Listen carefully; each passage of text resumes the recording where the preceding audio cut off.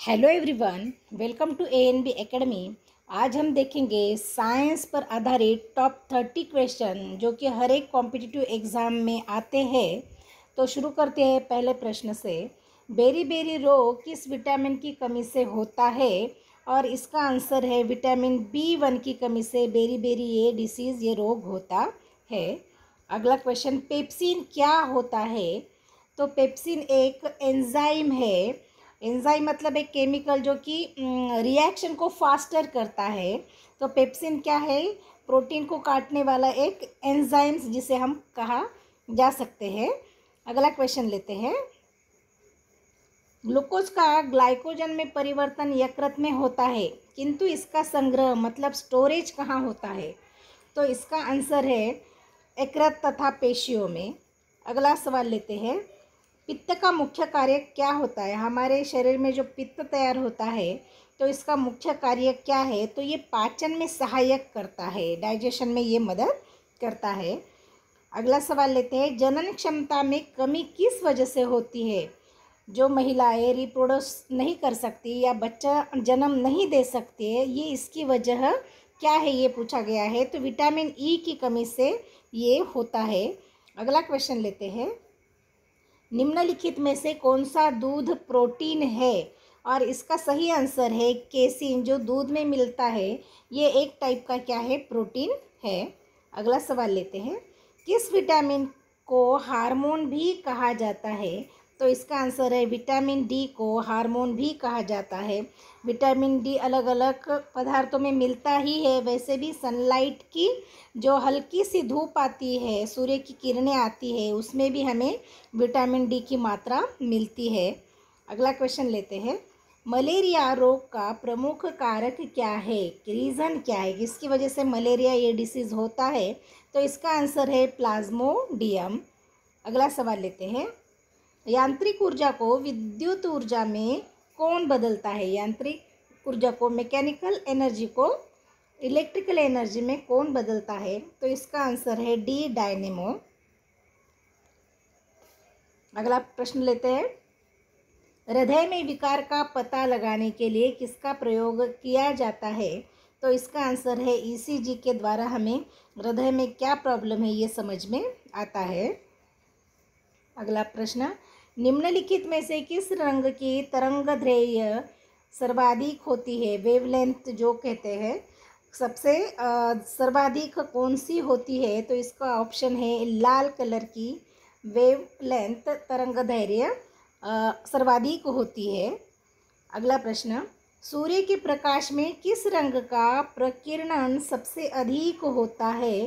तो इसका आंसर है बैंगनी कलर का रंग का प्रकीर्णन सबसे अधिक होता है। अगला क्वेश्चन लेंगे। कोलेस्ट्रॉल एक तरह का क्या है? तो इसका आंसर है स्टेरॉइड। ये एक तरह का क्या है? तो स्टेरॉइड है।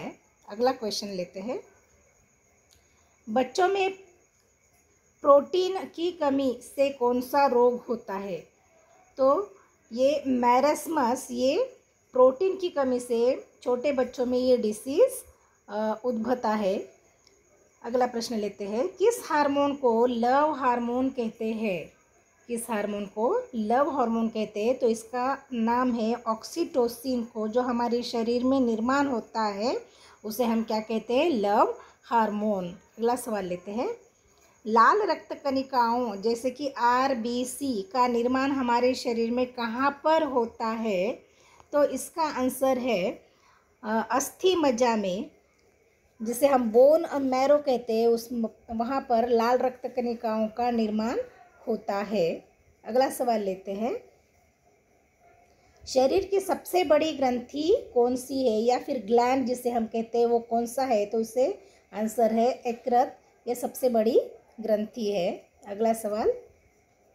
शरीर का तापक्रम कहाँ नियंत्रित होता है? टेम्परेचर जिसे कहते हैं, तापक्रम कहाँ पर नियंत्रित होता है? तो इसका आंसर है हाइपोथैलेमस। अगला प्रश्न लेते हैं।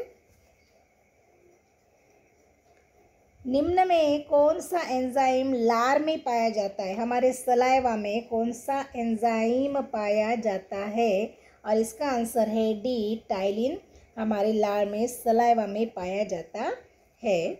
अगला सवाल, मानव मस्तिष्क में स्मरण शक्ति को नियंत्रित करने का कार्य कौन करता है? हमें जो याद रहता है, जो हम कुछ भी काम करते हैं वो याद रहता है, तो ये हमारे ब्रेन का कौन सा पार्ट या मानव मस्तिष्क का कौन सा पार्ट जिससे हमें याद रखने की क्षमता रहती है? तो वो है सेरेब्रम। ये cerebrum largest part of the brain, तो इसमें स्मरण शक्ति रहती है। अगला प्रश्न लेते हैं, मानव शरीर में पाचन का अधिकांश भाग किस अंग में संपन्न होता है? डाइजेशन कहाँ पे कंप्लीट होता है? तो ये है छोटी आंत, स्मॉल इंटेस्टाइन जिसे कहते हैं, वहाँ पर संपन्न होता है या फिर कंप्लीट होता है। अगला सवाल लेते हैं, लार में कौन सा एंजाइम पाया जाता है? लार में कौन सा एंजाइम पाया जाता है? और इसका आंसर है टाइलिन, ये एंजाइम पाया जाता है। अगला सवाल, टीबिया नामक हड्डी, ये सवाल बहुत ज़्यादा इम्पोर्टेंट है। टीबिया नामक हड्डी किसमें पाई जाती है? तो यह हमारे टांगों में पाई जाती है, टीबिया नामक हड्डी। अगला सवाल लेते हैं, मानव शरीर का सबसे लंबी हड्डी कौन सी है? मानव शरीर की सबसे लंबी हड्डी कौन सी है? तो इसका आंसर है फीमर, ये सबसे लंबी हड्डी है। और स्मॉलेस्ट बोन जिसे कहते हैं वो स्टेपिस है हमारे मानव शरीर के अंदर। अगला सवाल लेते हैं, लार किसके पाचन में सहायक होती है? तो इसका आंसर है स्टार्च में ये सहायक होती है। अगला सवाल, मानव शरीर का रक्त बैंक किसे कहलाया जाता है? तो इसका आंसर है प्लीहा, ये मानव शरीर का ब्लड बैंक या फिर रक्त बैंक कहा जाता है। अगला सवाल लेते हैं, सफ़ेद रक्त कण मतलब WBC का मुख्य कार्य क्या है? तो WBC सेल जो है वाइट ब्लड सेल है। हमारे शरीर में कोई भी माइक्रो ऑर्गेनिज्म अटैक करता है तो उसको हमारे शरीर में रहने नहीं देता है और उनको खा जाता है, तो रोग प्रतिरोधक क्षमता धारण करता है। WBC क्या करता है? रोग प्रतिरोधक क्षमता धारण करता है। अगला सवाल लेते हैं, मानव शरीर में लाल रक्त कण का निर्माण कहाँ होता है? रेड ब्लड सेल्स का निर्माण कहाँ होता है? तो इसका आंसर है अस्थि मज्जा। अगला सवाल लेते हैं, हीमोग्लोबिन किसका महत्वपूर्ण घटक है? हीमोग्लोबिन किसका महत्वपूर्ण घटक है? तो उसका आंसर है रेड ब्लड सेल यानी कि RBC का महत्वपूर्ण घटक है।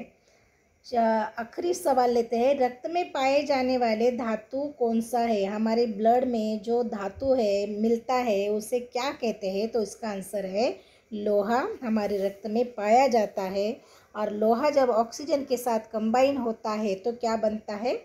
हमारा रक्त लाल होता है। तो इस तरह से हमने टॉप 30 क्वेश्चंस बायो पर लिए हैं जो कि हर एक कॉम्पिटिटिव एग्ज़ाम में पूछे जाते हैं। तो तुम्हें ये वीडियो कैसा लगा मुझे कमेंट में बताइए। और अगर आप मेरे चैनल पर नए हो तो चैनल को लाइक, शेयर और सब्सक्राइब करना ना भूलें।